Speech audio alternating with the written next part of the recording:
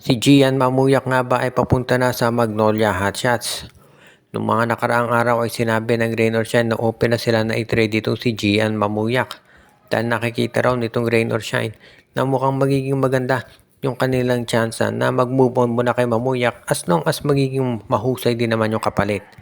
At mukhang ang nakikita sitwasyon ngayon daw baka itong si Gian Mamuyak i-trade sa Magnolia kapalit naman nitong si Peter Alfaro at si Rafi Verano, mga role players ng Magnolia.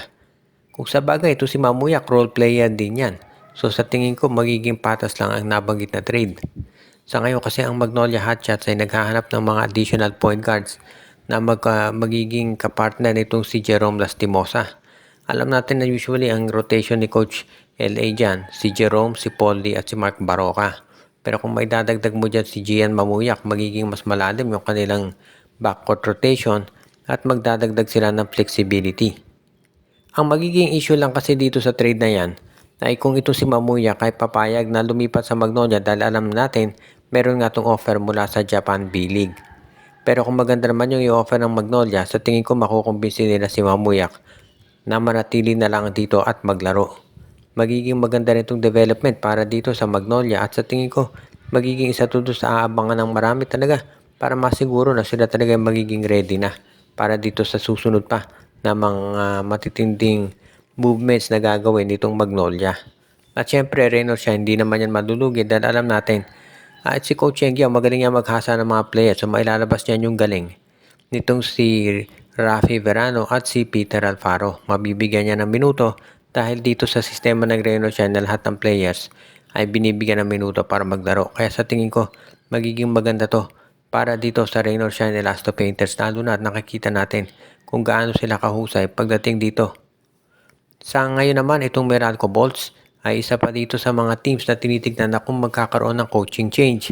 Alam na natin yung balita, lumabas na si Jimmy Alapag daw ay mapupunta na dito sa NLEX. Si Coach Jong Wichiko na mismo nagsabi na expired na yung kontrata niya dito sa NLEX at itong si Jimmy Alapag na ang papalit. Ngayon, ang tanong ng karamihan sa Meralco kaya may ganyan sitwasyon din. Marami nagsasabi na parang underachiever din itong Meralco Bulls. Si Luigi Trillo matagal-tagal na dyan, no? At totoo naka-championship sila ng isa kontra sa San Miguel Beermen. Pero matagal na rin yun at ever since no, biglang bumaba na yung performance ng Meralco. Marami nga nagsasabi na mukhang kinakailangan talaga ng pagbabago rin dito sa management ng Meralco. At hindi na magugulat yung karamihan kung ito nga si Luigi Trillo ay mapalitan na. Ang isa pang tinitignan dito kung si Nenad Vucinic magtatagal pa rin dyan, no?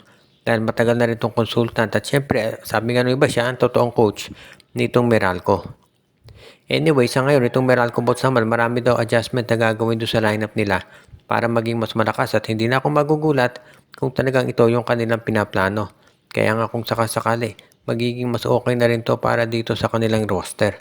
Kung sa bagay, sinabi naman ni Coach Jong Wichiko dati na malakas naman yung index, kinakailangan lang ng additional na firepower. At parang ganyan din ang gagawin nitong Meralco Bulls ngayon na magiging isa na sila dito sa mga teams na magre-ready talaga na magdagdag ng mga additional players. Kaya sa tingin ko, isa na to dito sa abangan natin pagdating dito sa Meralco Bulls. As usual, alam naman natin na itong Meralco, seryoso yan pagdating dito sa ganyang klaseng sitwasyon at wala naman tayong nakikita na magiging issue pagdating sa pagdagdag ng mga players, especially pag doon sa kinakailangan na nila ng mga additional na firepower.